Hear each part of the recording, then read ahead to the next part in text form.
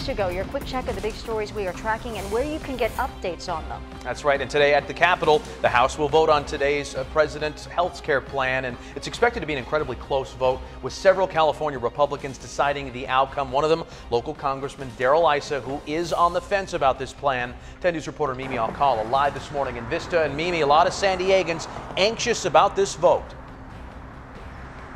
Jason, they're worried about their futures. They've been out here outside of Congressman Darrell Issa's office for months now, really making it clear how they want him to vote. Now, House Republicans did add on that extra $8 billion to help cover the cost of pre-existing conditions. And what this would mean is that states would tap into a federally funded high-risk pool to help cover the costs of pre-existing conditions. And also, critics say insurers could potentially increase their rates in return or not offer plans that cover needed treatments. Now, yesterday, some San Diegans with pre-existing conditions made their voices heard at a meeting in Solana Beach, saying they're just not okay with the idea of the new bill, even with that extra $8 billion push. They say it's not just enough to make their coverage guaranteed with their pre-existing conditions. We're live in Vista. Mimi Alcala, 10 News. All right, Mimi, thank you. 10 News will keep you posted on today's vote. The moment the results come in, we'll send an alert through our 10 News app. And if you want more in-depth details on the plan, we have an article on the front page right now on 10news.com. We also have up-to-the-minute information, including reactions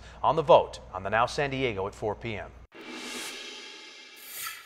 I'm Team 10 investigator Adam Rakusin, and I like obeying the law. So when I get into a car, I sync my phone with it so I can drive hands-free. I do the same thing when I get into a rental car, although when that happens, I'm sharing my personal information, and that can stay on the car long after I'm done with it. I figured I wasn't the only one doing this, so I rented a car and discovered information left from several people's phones. I could scroll through what appeared to be the names of people who rented the car before me. Data from 5 different phones. Depending on what type of car you rent, chances are when you connect your phone, the car may also keep all your call logs and contacts. Whatever you title your phone as, this machine will now forever remember it.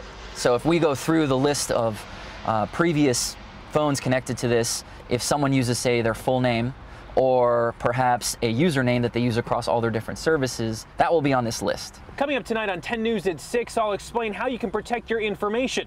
I'll also walk you through the steps that you need to take to disconnect from the car. Don't leave yourself vulnerable. I'll see you tonight at 6. Today, the driver who hit and killed a man who was just trying to shield his family from the rain will be learning his sentence. James Robbins has admitted to running over Jose Padron and leaving him lying there. Padron was outside his Paradise Hills home to grab an umbrella from his car for his wife and son. We will tell you the sentence that Robbins gets today. That's tonight on 10 News at 5. Take a look at your screen at the sun shining so brightly over Julian. It's just dancing off of our sky cam here. I love this shot. A beautiful day in Julian. Temperatures in the 80s there this afternoon. With 70s along our beaches. Again, high surf and strong rip currents will be impacting our coastline. So if you're not a great swimmer, maybe don't go in the water, or at least make sure you swim near a lifeguard. Inland neighborhoods were in the 80s today, but we do have wet weather on the way. 10 News Futurecast showing that coming on in.